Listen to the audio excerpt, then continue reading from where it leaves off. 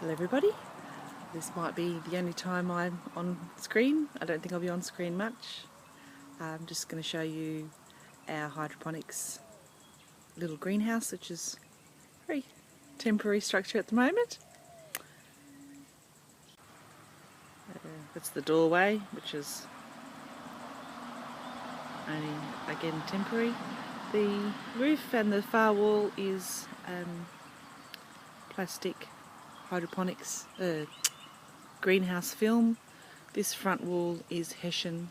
The back wall, which is a double layer, has got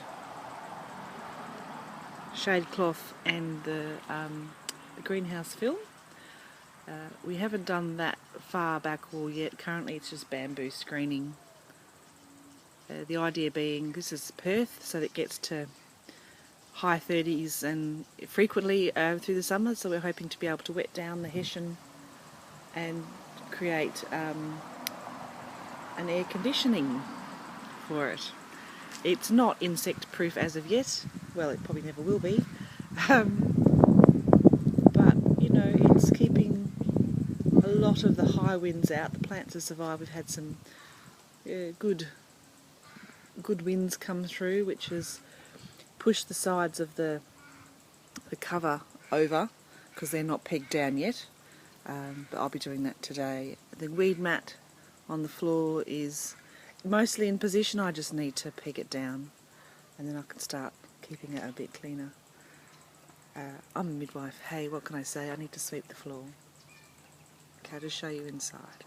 A mixed bag of experiments going on at the moment. We've got a little NFT system which went in about a week and a half to 2 weeks ago, with lettuces obviously in the front and some sweet basil in the back. They have just gone nuts this last week. Probably even in the last couple of days they've almost, I wouldn't say doubled in size, but really gone off. The sweet basil, not as much. They're all bigger, but they haven't had quite the growth of the lettuce.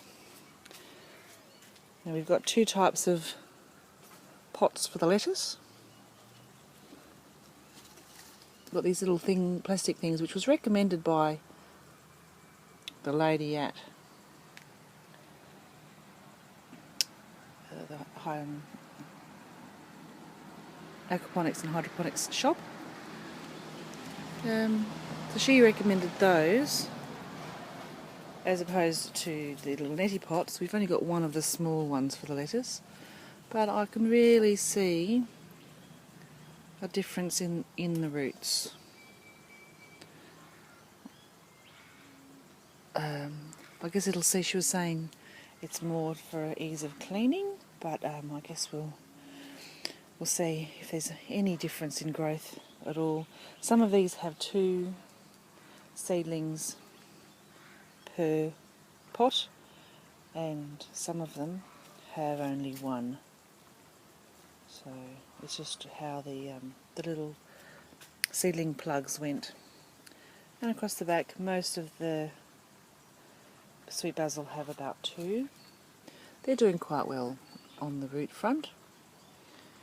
They're all getting roots. They've only, as I said, not been in long.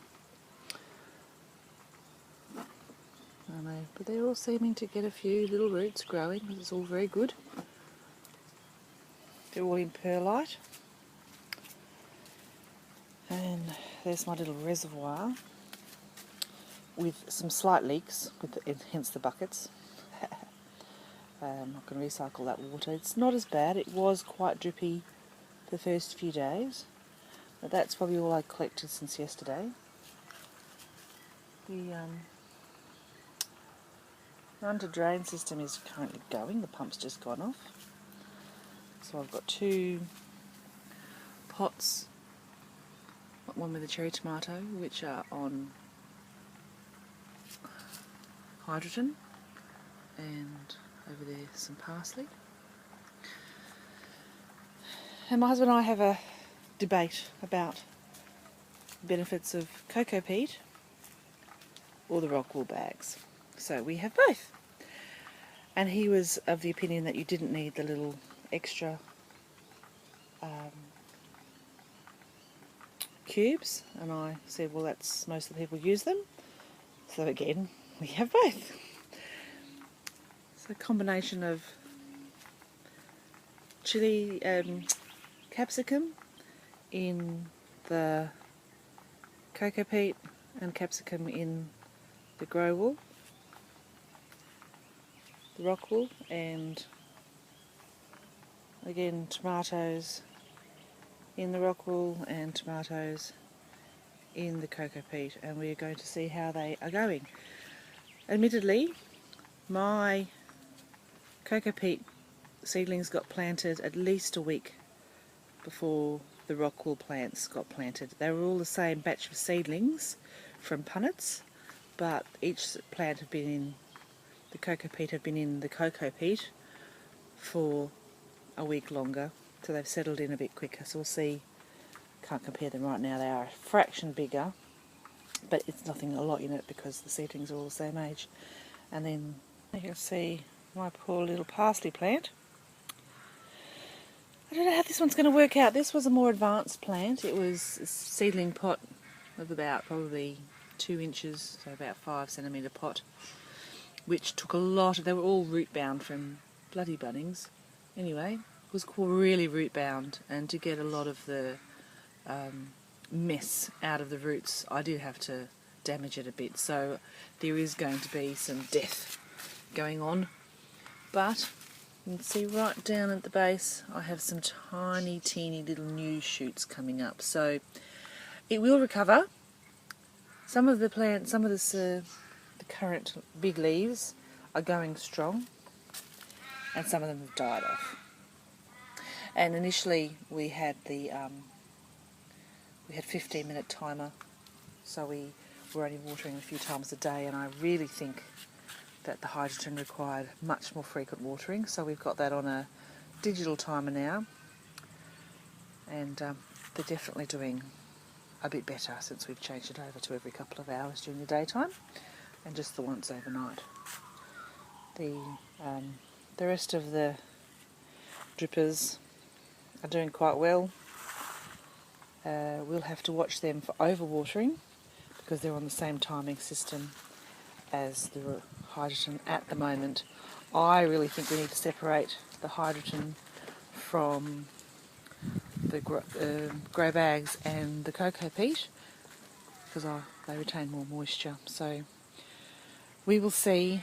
I think I'm going to be right on this, although the cherry tomato at the end is doing very well, and I've got a funny feeling that a lot of that trauma to that poor parsley is due to the root messing around I had to do to get the roots clean. See how it recovers, and cross fingers that they're actually going to do okay. It looks very sad right now, however. Be interesting to see how that goes.